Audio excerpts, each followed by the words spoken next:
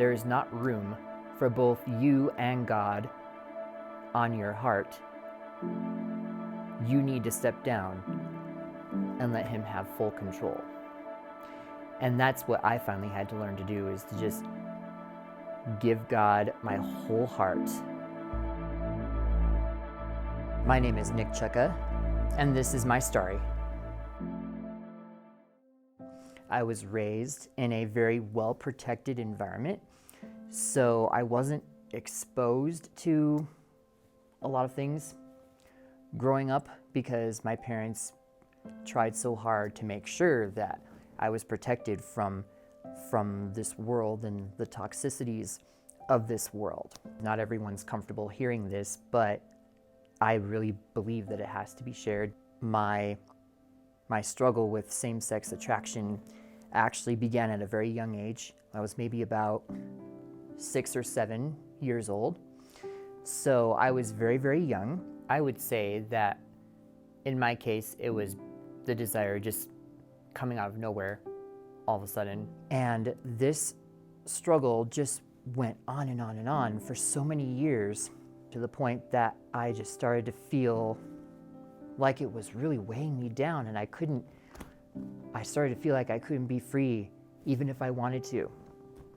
I hid my desires because I didn't want, if anyone knew what my desires were at that time, I knew what would happen. As for the Christian label, the only reason I wore the Christian label was because, again, I wanted to be accepted by the church. And so I would be in church and I would be like, yeah, I'm a Christian, whatever. And then I would go outside of church and I would live a completely different life. One of the things that I dealt with throughout my childhood and even on into adulthood is just feeling very insecure.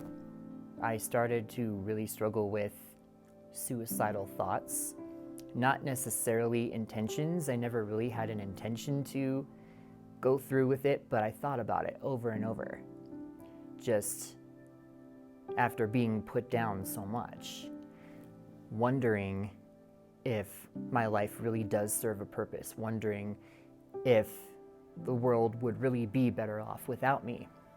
So I was prideful, I was fake, I was insecure, I was angry. On October 1st, 2014, I actually did come out as gay, and I told everybody, this is what I'm dealing with, and I've dealt with it my whole life. I opened myself up to 3 different groups of people. I opened myself up to one group that I would like to call the condemners. They were the ones who were so quick to be like, you're going to hell. And of course that just made me mad, and I was like, whatever, I'm done listening to you.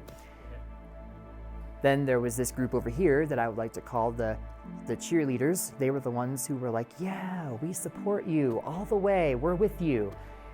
But then there was this one group in the middle. They were the ones who were like, well, we don't agree with it, but we love you anyway, and we're here for you. And they're the ones who are still with me to this very day. I let the condemners really get to me. Okay, God, if this is who you are, if you are just some angry being in the sky who's ready to strike me should I step out of line, then I cannot bring myself to follow you or even worship you or obey you. I have no choice but to walk away. Until I know you actually care about me, I have to walk away from you. I'm sorry. I was lost. I had no clarity.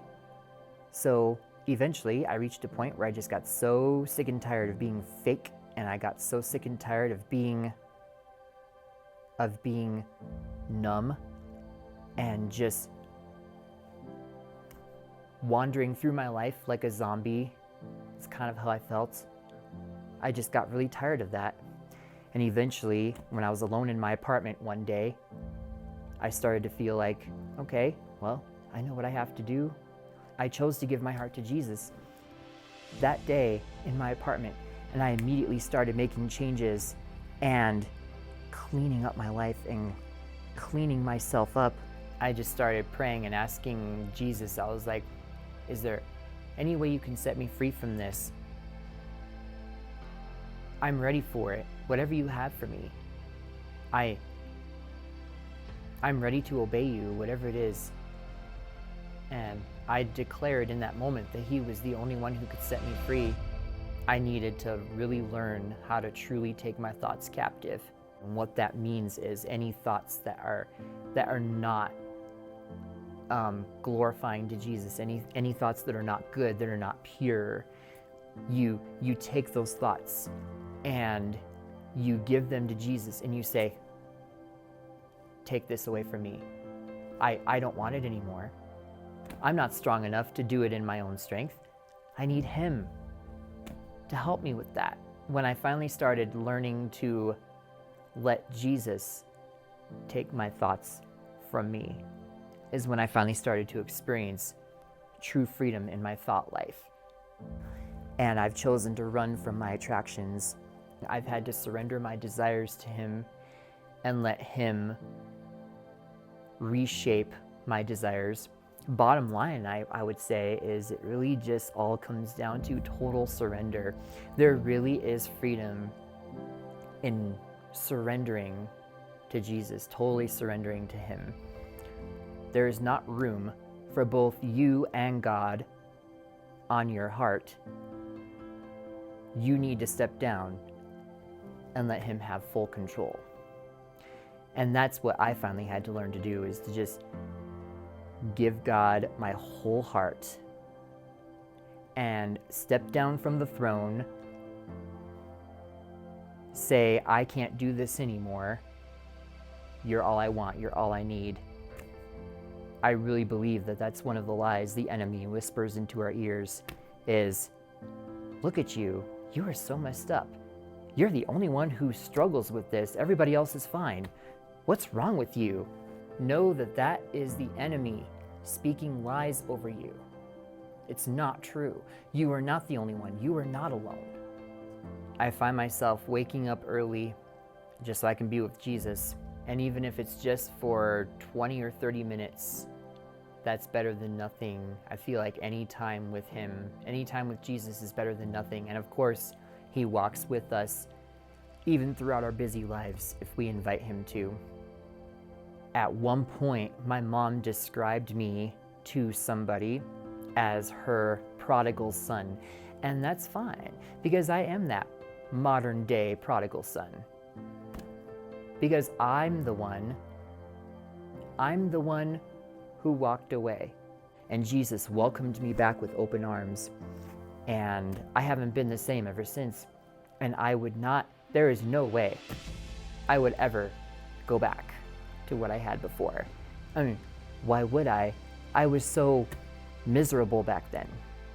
Jesus has helped me overcome same-sex attraction, emotional issues, fear. It's about relationship.